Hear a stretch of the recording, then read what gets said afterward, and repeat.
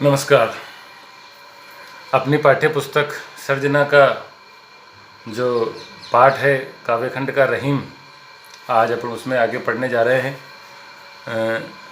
उस वीडियो को अपन ने 3 भागों में बांटा है, तो तीसरे वीडियो में अपन शेष जो दोहे बचे हैं उनको पढ़ेंगे। चलते हैं, बढ़ते हैं आगे अगले दोहे की ओर। अगला दोहा है, बड़े बड़ाई ना करें, बड़े न बोलें बोल, रही मन हीरा कब कहे, लाख टका मेरो मोल। इस दोहे के माध्यम से रहीमदास जी ये संदेश देना चाहते हैं कि जो महान और गंभीर प्रकृति वाले श्रेष्ठ पुरुष होते हैं वो कभी अपने मुंह से अपनी बड़ाई नहीं करते। बड़े बड़ाई ना करें, बड़े न बोलें बोल।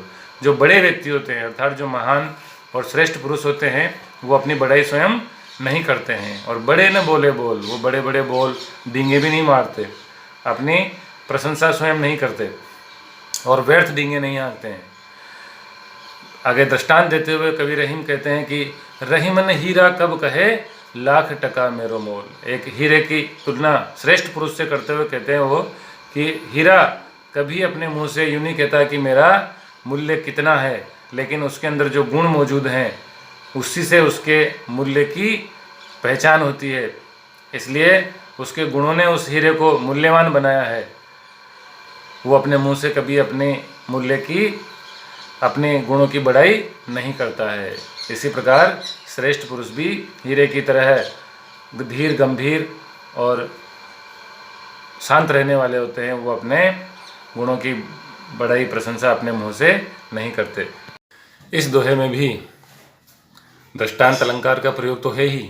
बड़े बड़ाई ना करें, बड़े न बोले बोल, तो ब वर्ण की आवृत्ति से अनुप्रास अलंकार की सुंदर छटा देखने को मिलती है।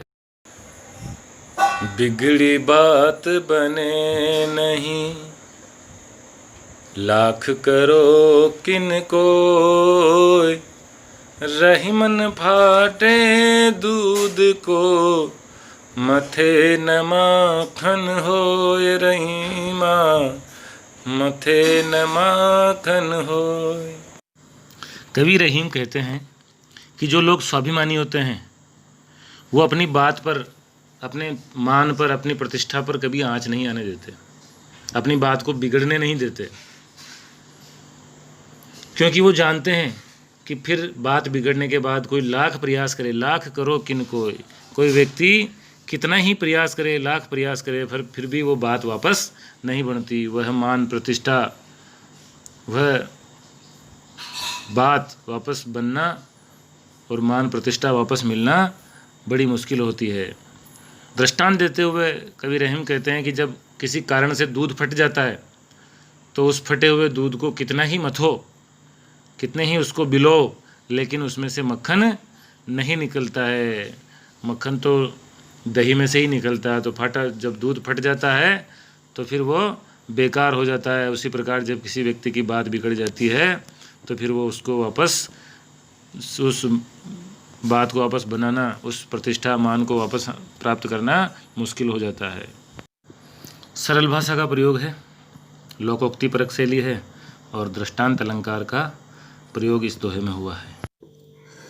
विपत्ति भये धन ना रहे, रहे जो लाख करोड़, नभ तारे छिप जात हैं, ज्यों रहीम भय भोर। रहीमदास जी कहते हैं कि जब विपत्ति आती है, जब बुरे दिन आते हैं, विपत्ति भये धन ना रहे, जब बुरे दिन आते हैं तो धन व्यक्ति का सारा चला जाता है, धन ना रहे, धन नहीं रहता है। रहे जो लाख करोड़, चाहे उसके पास लाखों करोड़ों की संपत्ति हो, लेकिन बुरे समय में सब चली जाती है। उसी प्रकार से जैसे नभ तारे छिप जाते हैं, ज्यों रहीम भय भोर। जब सुबह, रहीमदास जी कहते हैं कि भय भोर यानी भोर यानी सुबह, सवेरा होने के समय जिस प्रकार से आसमान में, नभ यानी आकाश में सारे तारे छिप जाते हैं, गायब हो जाते हैं, उसी प्रकार से बुरे समय में आदमी की सारी संपत्ति उसका साथ छोड़ जाती है। इस पद में भी दृष्टांत और अनुप्रास अलंकारों का प्रयोग हुआ है।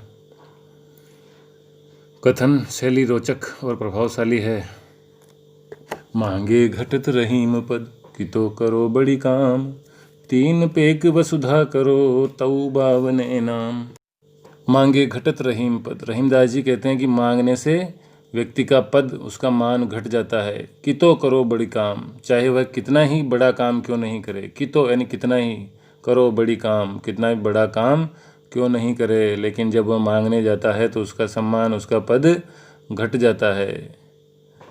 स्वयं भगवान भी जब राजा बलि के यहाँ यज्ञ में एक वामन अवतार धारण करके और भिक्षु का रूप धारण करके गए थे, तो भले ही उन्होंने 3 कदम में, 3 पाँवों में सारी धरती को माप लिया हो, परंतु फिर भी वो बावने नाम, बावना यानी बोना, ये नाम ही उनको मिला।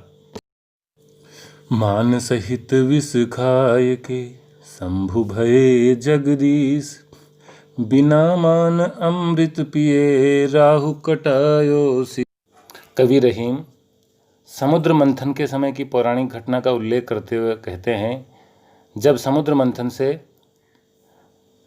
9 रत्नों में से एक विष निकल कर आया, उस हलाहल को पीने के लिए कोई तैयार नहीं हुआ, उसको स्वीकार करने के लिए कोई तैयार नहीं हुआ।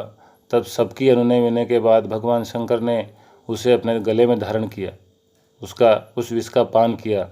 तो ससम्मान उस विष का पान करने के बाद भगवान शंकर जगदीश कहलाए, जगत के स्वामी, जगत के ईश्वर कहलाए। लेकिन वहीं जब समुद्र मंथन से 9 रत्नों में से एक दूसरा अमृत निकल कर आता है, तो सब उसे पाने के लिए लालायित हो उठते हैं। जब वो देवताओं को अमृत पान कराया जा रहा था, तो चुपके से राहु उनके बीच जाकर और बिना मान के, बिना बुलाए उस अमृत को पी लेता है। तो जब पता चलता है भगवान को, तो सुदर्शन चक्र से उसे अपनी गर्दन कटवानी पड़ती है। दर दर भागते हुए भी वो अपनी गर्दन को नहीं बचा पाता है। इस घटना से पता चलता है कि कवि रहीम एक मुसलमान होते हुए भी हिंदू पौराणिक ग्रंथों के बारे में कितने जानकार थे, उनके कितने अध्ययनशील थे। ये उनकी उदारता का परिचायक है। कवि संदेश दे रहे हैं कि सम्मानपूर्वक विषपान अपमानपूर्वक अमृतपान से कहीं बेहतर है। रहीमन जिह्वा बावरी, कह गई सरक पताल, आप तो कह भीतर रही जूती खात कपाल।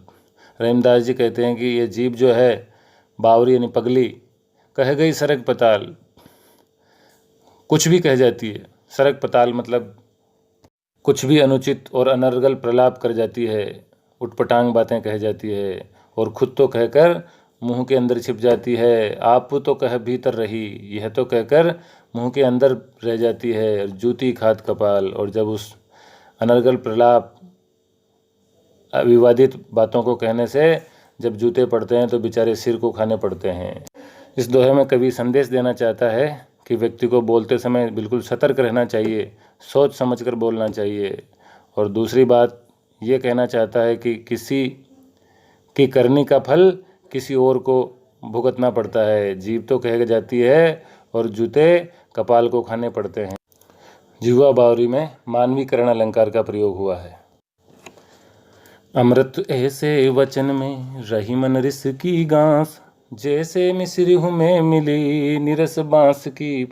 अमृत ऐसे वचन में रही मन रिस की गांस। रहीमदास जी कहते हैं कि अमृत के समान मधुर वचनों में रिस यानी क्रोध की गांस यानी गांठ, यानी क्रोध के कारण निकला हुआ एक भी कटु वचन, कटु शब्द उसी प्रकार से मन को खटकने वाला होता है, जैसे मिश्री में मिली निरस बांस की फांस। जैसे मिश्री के अंदर निरस यानी बेकार, बिना रस की बांस की जो एक छोटी सी फांस, छोटा सा तिनका आ जाता है, तो उस मिश्री के मधुर स्वाद को वह बिगाड़ देता है। उसी प्रकार से व्यक्ति के द्वारा बोले गए अमृत के समान मधुर वचनों में अगर क्रोधवश एक भी कटु शब्द आ जाता है, तो उस अमृत के समान मधुर वाणी को वो उस रस को बिगाड़ देता है। इसलिए व्यक्ति को ध्यानपूर्वक और वाणी बोलनी चाहिए, मधुर और कोमल विनम्र वाणी का प्रयोग करना चाहिए, और ध्यान रखना चाहिए कि उसमें कोई भी कटु शब्द नहीं आए। मिश्री को बनाते समय उसमें रस बनाने के लिए बांस की बारीक नसों का, उसकी फांसों का प्रयोग किया जाता है। इस बात की जानकारी इस दोहे में मिलती है। इससे पता चलता है कि कवि रहीम और मिश्री बना निर्माण की प्रक्रिया का उन्हें विशद ज्ञान था। ये उनकी बहुज्ञता का प्रमाण देता है। और निरस बांस की फांस में अनुप्रास अलंकार का प्रयोग हुआ है। धन्यवाद।